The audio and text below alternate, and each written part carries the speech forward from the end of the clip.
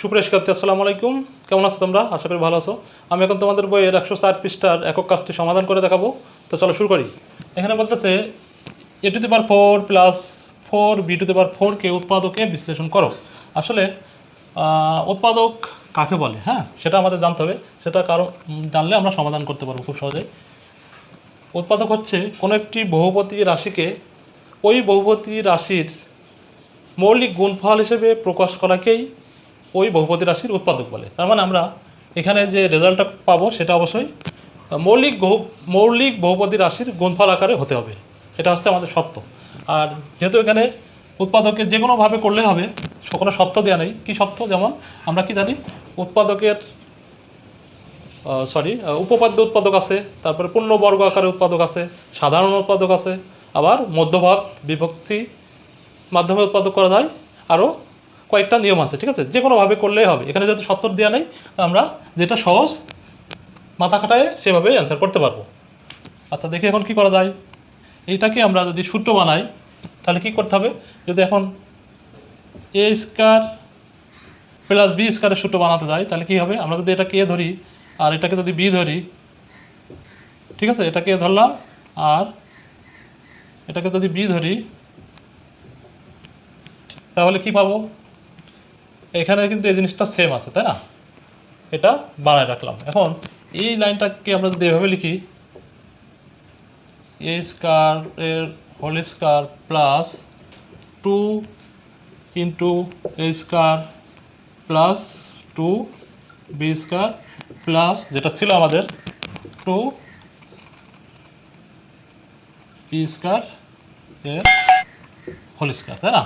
এখন দেখো এই লাইনটা এতটুকু, এই পদ আর এই পদ সমান সেম, এটা গুণ করলে কিন্তু সেম রাখছি আমি এটা, আর এইটা সমান এটা সেম। কিন্তু এই জিনিসটা কিন্তু আমাদের এখানে নাই, তাই না? এই জিনিসটা এখানে নাই। 2a² আর 2b² গুণ করলে হবে 4a² b²। এই জিনিসটা কিন্তু আমাদের এই লাইনে নাই। তো এই জন্য আমরা কী করবো? এখানে 4a² b², ঠিক আছে, বিয়োগ করে দিলাম।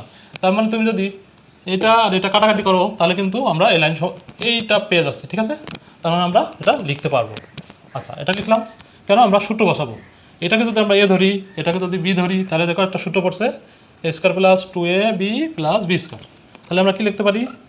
a এটা সমান a আর এটা সমান b, তাই না?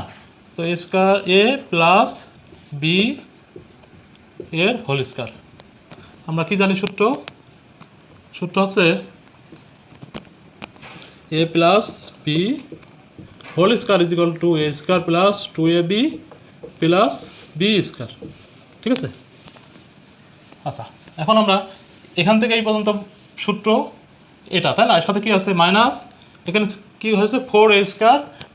এই দুইটা গুণ করে আমরা এখানে বসাই দিচ্ছি যাতে এটা এটা কেটে যায়, তাই না? এখন দেখো আমরা এই জিনিসটা না কেটে এই পর্যন্ত নিয়ে একটা সূত্র তৈরি করলাম, আর এখানে কী করব? এখানে আবার ভাঙবো 2ab, এটা লিখতে পারি কিনা? 4a² plus b² equal to আমরা কি লিখতে পারি? 2ab এর হোল স্কয়ার। কারণ 2ab এর হোল স্কয়ার সমান সমান আমরা কী করতে পারি? 2 বার গুণ হবে, তার মানে 4, আর a² হয়ে যাবে আর b² হয়ে যাবে, ঠিক আছে? তো এটা সমান সমান আমরা কিন্তু এটা লিখতে পারি। কেন লিখলাম সেটা একটা সূত্র পাতাবো, সেজন্য। সেটা কি? এখন থেকে একটা সূত্র পড়ছে a² মাইনাস b², ঠিক আছে? a² minus b² equal to কী জানি? আমরা জানি a প্লাস b আর a মাইনাস b। তো প্রথমে এইটুক সমান a ধরবো, এটা সমান b ধরবো। তাহলে কী হবে? a মানে কি? এই যে পর্যন্ত, এখান থেকে এই পর্যন্ত a প্লাস b, b মানে কি? 2ab, a প্লাস b আর একটা কি? a minus b, a² plus 2b² minus 2ab, ঠিক আছে? a² মাইনাস b² এর সূত্রটা আমরা এখানে অ্যাপ্লাই করলাম।